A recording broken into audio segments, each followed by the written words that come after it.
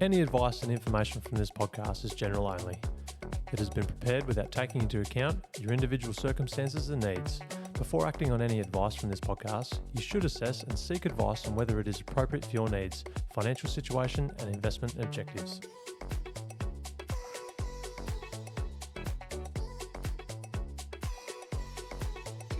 Hey guys, welcome back to another podcast on investing. Today we're going to talk about investing in direct shares versus maybe investing in the market or the index, such as, the S&P 500, ASX 300. So we have a bit of an idea, I guess, so you can compare the two. We're going to have a look at Tesla today, which should be interesting, noting all the volatility with Tesla recently and also in the past. But yeah, welcome. And Yannick's here. Oh, what? I got invited back. I can't believe it. It's rare that I get an invite back. Usually I torch the place after one kind of podcast, but backed by not much popular demand, but more so to just for someone like J-Mac to talk to. But happy to talk about that. That sounds really interesting because I know in the past we've covered on what other assets we can sort of look at investing in, whether it's real estate, cash, or whatever. But this time we're essentially going to go a little bit deeper in the weeds and compare the two of investing, as you mentioned, in a direct company, such as, are we using Tesla as our example? We are. Versus like an index, I guess, whether it's, comparing it to maybe the Standard & Poor 500 or the ASX 300. What are they? What is this? How do we buy a bit more musk juice? We're going to get into all that. So, all right, Jessie, straight off the cuff, I guess people out there kind of know that Tesla pretty much majority owned by Trump's friend Elon Musk. He sort of lives in his own universe, aligning with the residents of Mars for us to move there so he can take over that planet as well. But essentially, are you saying when we compare the differences, we can anyone out there can essentially go out and buy a Tesla share? Pretty much we've covered that. So can anyone then go out there and buy, whether it's a mum and dad, 18-year-old, whatever, set up an investment account and buy a chunk of like the ASX 300 or the world index? Is that right? They can, yes. Right. Okay, so I guess from that, we are going to kind of bit of a breakdown just to see what the differences are. Because are they both shares? Is that right? Yeah, well, I guess when you're investing in a single company like Tesla, you're putting all of your funds in kind of one company.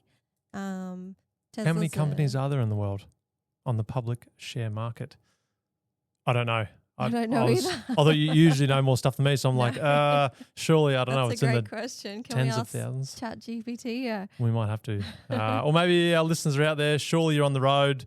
Look, I'm not the policeman, but grab your phone, Google, and then shout back, send us an email or give us a call. But okay, so what are the differences between the two, and I guess how do they work? So you've sort of mentioned, so whether it's a single company, we're using Tesla as an example, compared to, say, the S&P 500, which is the American top 500 sort of companies by market or by size, or the ASX 300. Okay, so how do they work? What is a share? Well, let's look at the single share for now. And you mentioned one of the differences was, I guess, you're buying one share or one company versus a multitude of companies. Is that correct? Yeah. Okay. So the S&P 500 is essentially, the top 500 mainly in America. And then the ASX 300 is the top 300 companies in Australia, like you said, by market capitalization. Yeah, okay. And all right. So going back to the share side, Tesla is a public company, is that correct? Yes. Yeah, sweet. So anyone can essentially log on if they've got an investment account or trading account. They can buy a share. But what about private companies? They're a bit different, aren't they, to like a public company? But I guess it's a story for another time.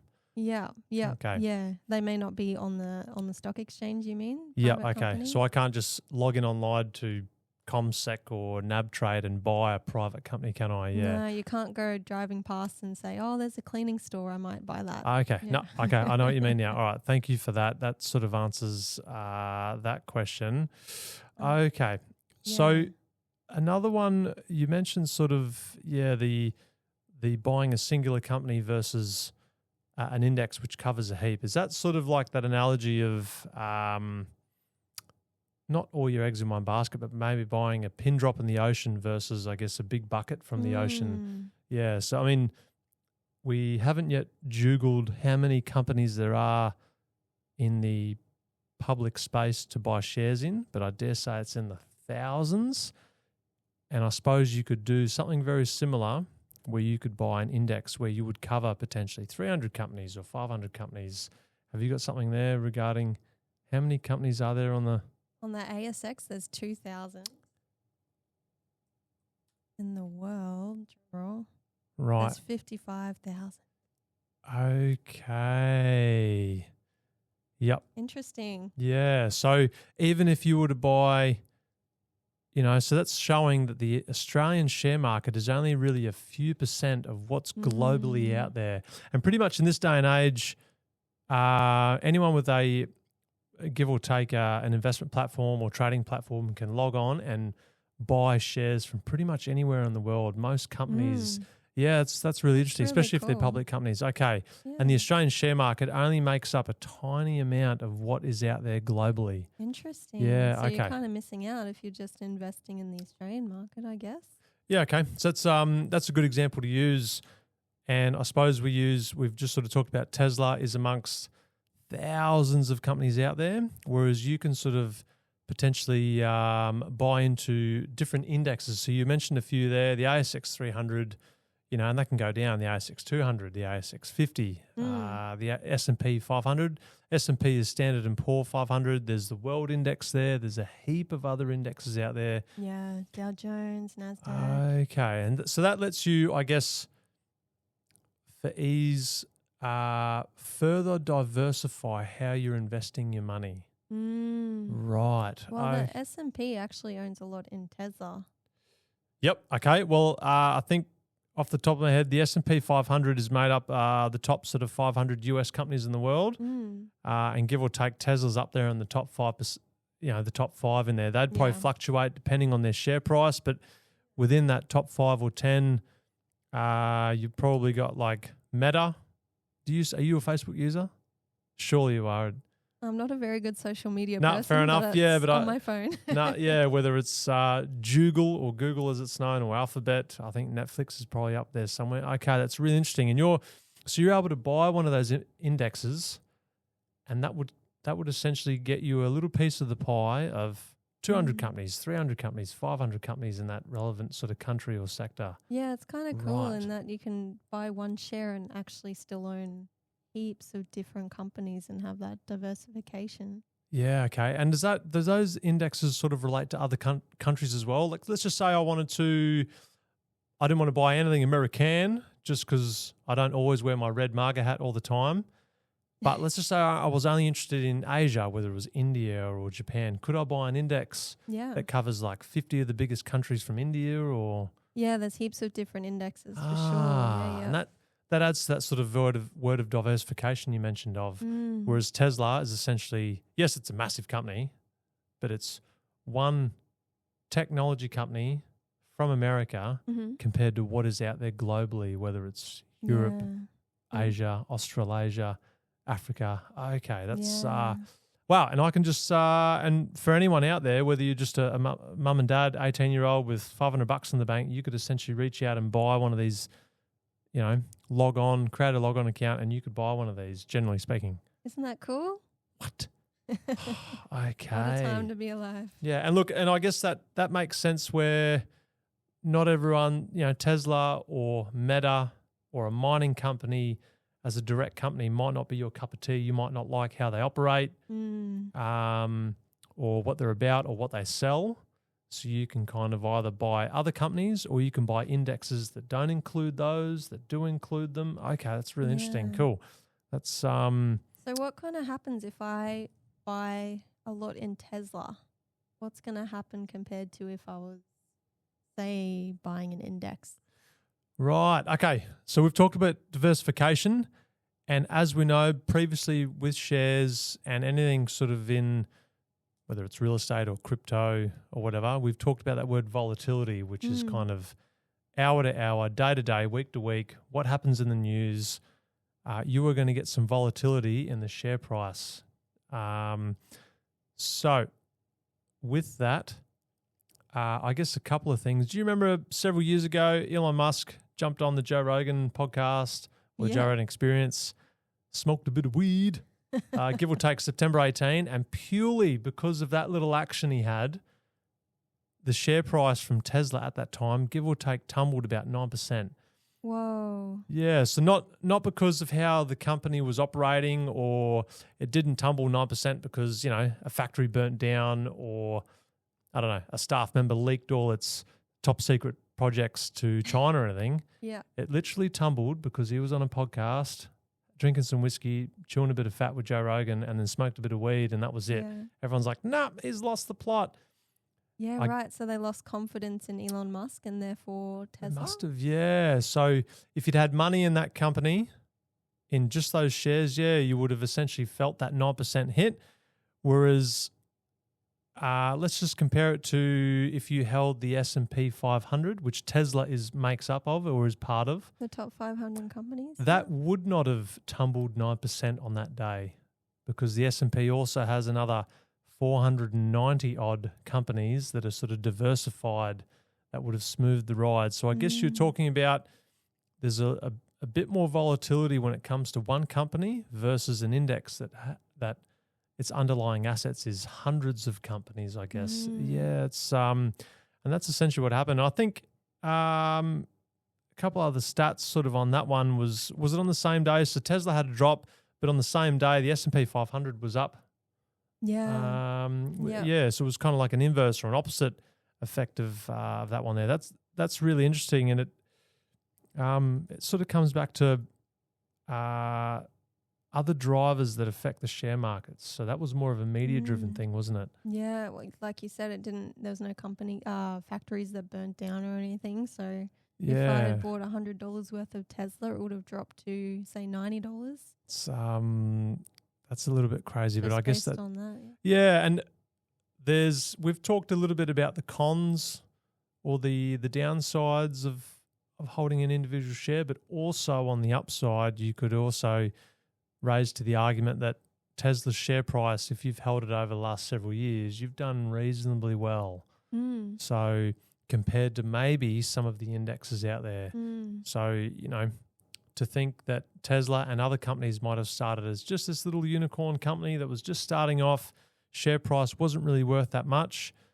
They've released a few sort of, whether it's innovations, there's a bit of media driving it, or they've released some financials.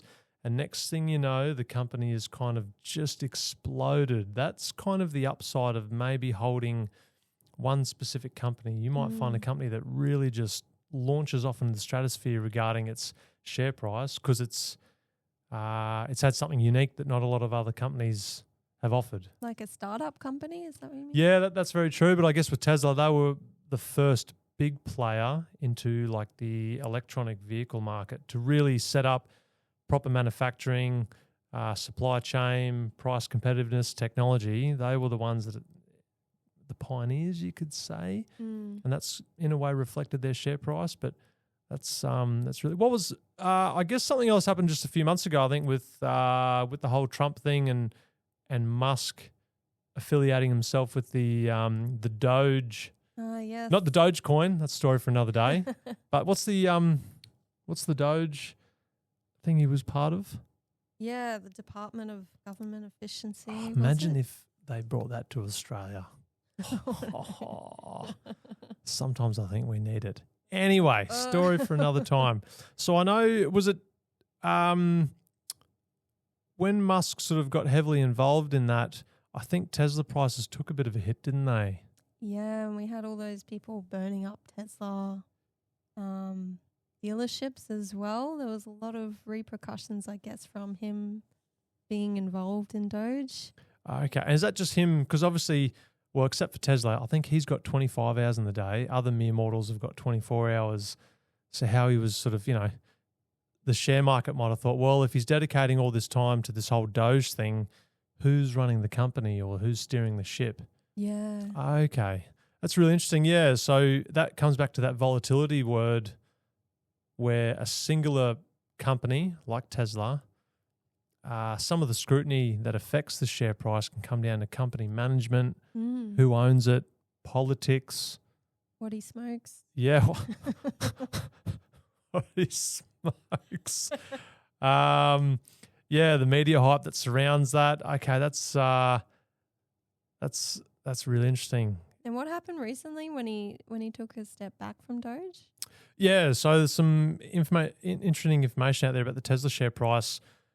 Just recently, he's put out there in the media that he's, I guess, done what he wanted to do, or he's sort of set out to do from Doge. He's taking a step back, and Tesla's share price actually rose about 4%, give or take, on that news. It's crazy how just intraday, a bit of a news announcement can affect the share price that much. Yeah. And I suppose, would you have seen that? Would that also occur, I guess, in one of the main indexes? Oh, the 4% rise? Yeah, it's very rare that you'd see something like that affect the other indexes unless it's like a big global financial event, or we talk about the Trump tariff thing. Like you said, if it's in the S&P 500, there's 499 other companies that are doing well or doing bad, so you wouldn't feel the pinch as much if you had the index or the S&P rather than Tesla by itself. Yeah. And does that go back to that diversification piece? Right, having you're able to buy into, say, the ASX 300, I know, which is Australian, but you're covering 300 of the biggest companies in Australia, and they're all banking. There's some tech. There's definitely some miners in there. There's Woolworths, Coles, Telstra, versus just one company, whether it's Tesla or another. Okay. Yeah. Can you imagine if Tesla went bust? Well, funny thing is, so does the same rule apply? Let's just say we roll out your hypothetical, Tesla tanks and the company goes into liquidation. If you're a shareholder with Tesla, you'll essentially come close to losing, not all my money. You'll lose, so share price goes from several $100s down to $5. But I guess if you held, whether it's the S&P 100 or the S&P 500, if Tesla went under, would you lose your money in the same way? No. Okay. Because I guess Tesla is either one of 100 companies or one of 500 companies. So all these other companies, yes, the index price would take a hit. Is that right? Or a little bit of a hit? It might feel a pinch, yeah. Yeah, but then other companies would move up to take its place. Is that right? I'm sure there'd be another company willing to take over Tesla's place. Yeah. Right. So everyone would just sort of shift up depending on their value. Okay. That's another sort of a key difference there. Yeah. You're taking a bit more risk putting your money in one company versus, I guess, the index, which we talked about. It could be you've got money in 50 companies or 500 companies. But the fact is, if you had money in Tesla or money in the S&P 500, if Tesla went into liquidation, your shares would go very badly and be worth next to nothing. But if you held money in the S&P 500, you'd take a small percentage hit. Yeah. But your index price most likely wouldn't go to zero because you've got all these companies essentially by market capitalization, they kind of fill the gap. Tesla drops off. Right. Yeah. Good note. That is a pretty good note and a good bit of information to have. Okay. So we've talked about the differences of the two regarding sort of diversification, volatility. So how do we find like index information? Is there websites? I don't know, is it Dr. Google? How does this work? Google. It's very easy to use in that you can just Google, say, Tesla stock or Tesla share, and it'll show you what it's done for the past day, past 5 days, past 5 years. Yep. Okay. And it depends, I guess, if you've got a trading or investment platform or a platform that lets you buy shares, there's a heap of small companies out there. The heap of banks have got trading platforms. You can search for Tesla or any other company, and you can find out all their company information, financial information, or their previous, revenues, profit and loss, balance sheets, assets and liability. Okay, that's really interesting. And can you do the same for like indexes? How do I buy an index? Is there? Yeah, you can do the same thing. You can do it through like a share trading platform like ComSec or NabTrade. There's also things like called managed funds. Yep. Which operate a little bit differently, but you can also buy index funds through there. Really? So I don't need to be part of some secret club? No. Okay. That'd be fun though, but no, it's open to everyone. Right. That's unbelievable. Okay. It's not how it looks like on TV, but okay. It's really interesting. Okay. All right. And same thing, so that's sort of how we find the indexes. And so you mentioned through like managed funds or other platforms. And is this a story for another day? But how do we, if I Google Tesla, I'm like, oh yeah, it's got graphs and numbers and ratios. So how do I really find out how Tesla's actually going? How do I find out when I should buy Tesla or if I should buy Tesla? Yeah, well, I mean, you can Google it and it'll tell you, what it's doing today. If it's the last 24 hours, Trump said he was holding tariffs on any vehicles. So it looks like Tesla's gone up a little bit by 0.7% today. Just today? Okay. Yeah. But if you want a lot more information, like you said, we'll go into this in a later episode, but price to earnings ratio, to see, how much it's earning relative to other companies. You can look at how, if Tesla was profitable in the last few years. I don't think they were at the start. You mentioned this recently. Yep. You can have a look at, if there's any dividends, which we'll go to in a later episode. Ooh, okay. But yeah, it gives a lot more information, I guess, and you can buy them on those share platforms. Okay. Have you got any stats on how is Tesla comparing to some of the indexes we just talked about? Like, are they killing it? Should I buy today? Should I have bought yesterday? How do they compare to what you mentioned, the S&P 500 or the ASX 300? Yeah. So if you look at it on a day-to-day basis, like I said, Tesla's gone up 0.7% kind of overnight in the States. If you have a look at the S&P 500, it's actually gone down 0.17%. Should I be sweating about that? No. Okay. Yep. And then the ASX 300, which is the top 300 in Australia, it's actually gone up 0.17%. So it's gone the opposite way to the American S&P 500? Yeah. Okay, but not as much as Tesla shares in their last trading day? No. Interesting. Right. But if you zoom out and kind of look at the last 16 months, Tesla again has gone up by 15%, whereas, the S&P 500's actually gone down by 7% and the ASX 300 6%. Okay. Noting that if you're investing in indexes like the S&P 500 and ASX 300, they're usually long-term investments. So you might want to hold on to them for 7 to 10 years. Yep. So if we zoom out to 5 years. Is that how you look at whether it's shares or indexes? Do you like it? You sort of look at that long-term, medium to long-term kind of okay. Yeah, it works for me. Yep. Tesla again has gone up 405% over the last 5 years, which is Wait, what? Wild. Why didn't you tell me this 5 years ago? Yeah. Whereas the S&P and ASX 87% and 41%, which is still really good. But I guess the difference between the two is Tesla's volatility, which is depending when you buy or sell, it's it can be varied. Very varied. Okay. Yep, that's pretty crazy. So the last 5 years, Tesla has done about 405%. So if I'd bought, as a general outline, if I'd bought, give or take 5 years ago, my money would have quadrupled in a smidge in 5 years. Yes. Damn. Okay. But obviously there's the bits in between there, as you mentioned. Well, that's, it could have been 5 years and 20 days. It could have been there might have been a lot more volatility or fluctuation in that price compared to the indexes. Okay, Yeah. that's really interesting. I guess when we're, and as a general outline, when we're comparing these two direct shares of a company versus indexes and the investment piece, not to say it's for everyone, but do you sort of revert it back to, why am I buying these? Is this for tomorrow, or is this for a week away, or is this for 5 or 10 years away? Yeah. Yeah. Well, I guess if you're thinking about Tesla, I want to make a lot of money overnight. Maybe you'd put in, or, for 6 months, maybe you'd put in money into Tesla hoping, it'll dramatically rise and make a lot of money. Hope is not a course of action. But anyway, that's a story for another time. Yeah, right. That's really interesting. All right.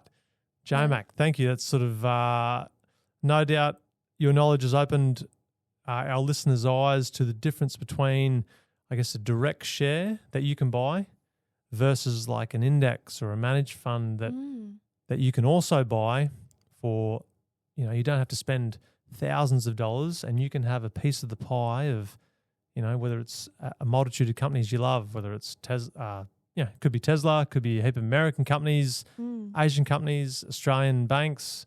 I guess they're good because they make lots of money, but that means if they're making lots of money, a lot of people are paying fees and interest. But anyway, all right, Jessie, thank you very much. That's awesome. That's no doubt adding another piece to the puzzle of people, listeners out there and their financial knowledge as their journey grows while they're listening to us. Yay. Thanks, Yannick. All right. Thank you very much, J-Mate. Thank you all. We'll see you later. Bye.